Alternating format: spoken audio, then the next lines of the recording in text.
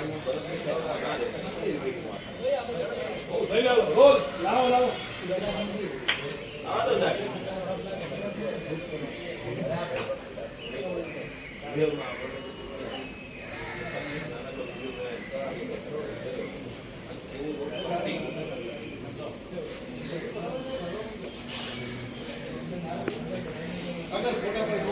बाद में तुम अपना रिकॉर्ड कर लेना।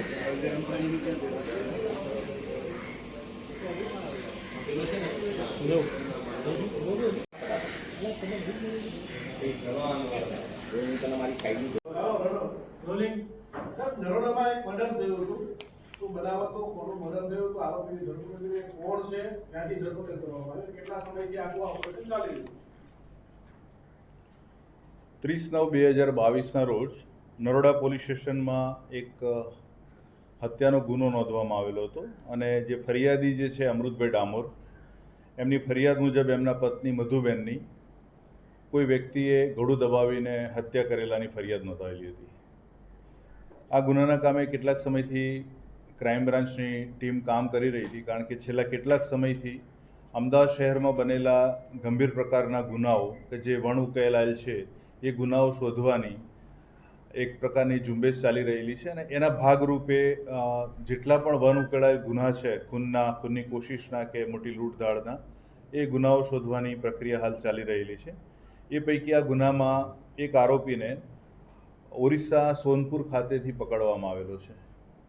આરોપીનું નામ છે પંકજ બબલુ અરુણ શાવ, જે ગામ ગિધોર, તાલુકો જમોઈ, બિહારનો રહેવાસી છે અને એ ઓરિસ્સા ખાતે એના મામા સાથે રહેતો હતો।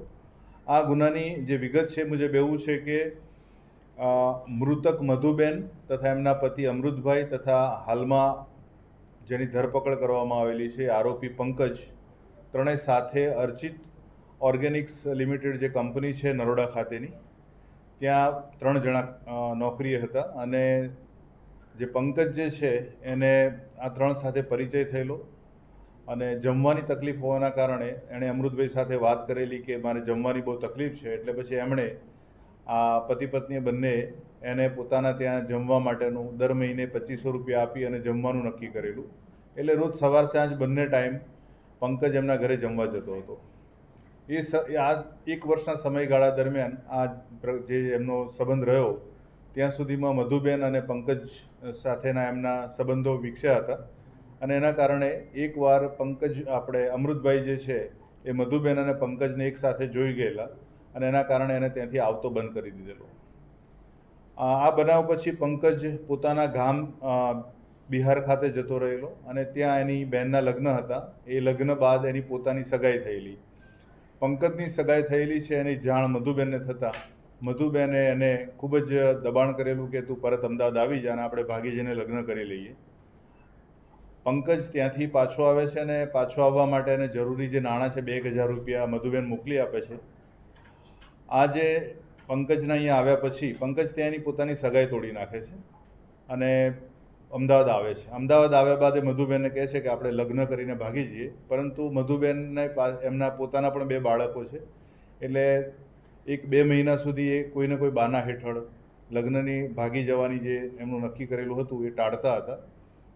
આ 2 મહિનાના સમયગાળામાં એક વખત એ બંને વચ્ચે ઝઘડો થાય છે અને આ પંકજ જે છે એ મધુબેનનું ગળું દબાવી ત્યાં હત્યા કરી નાખે છે। હત્યા કર્યા બાદ પંકજ કોટા ભાગી જાય છે, કારણ કે કોટા એના મામા જે છે એક મીઠાઈની દુકાનમાં મીઠાઈ બનાવવાનું કામ કરતા હોય છે। એટલે કોટા ગયા પછી એને ખબર પડે છે કે એના મામા કોટા નથી પણ ઓરિસ્સા ગયેલા છે, એટલે ત્યાંથી એ ભાગીને ઓરિસ્સા જાય છે અને અત્યારે પકડાયો ત્યાં સુધી એના મામા સાથે મીઠાઈની દુકાનમાં જ કામ કરતો હતો અને જે ઇન્ટેલિજન્સ ઇનપુટ્સ અને જે પણ કામગીરી ચાલી લાંબા છેલ્લા 3-1 મહિનાથી, એ અરસામાં આ વખતે ટીમને સફળતા મળીને ઓરિસ્સાથી આરોપીને પકડી લાવેલા છે।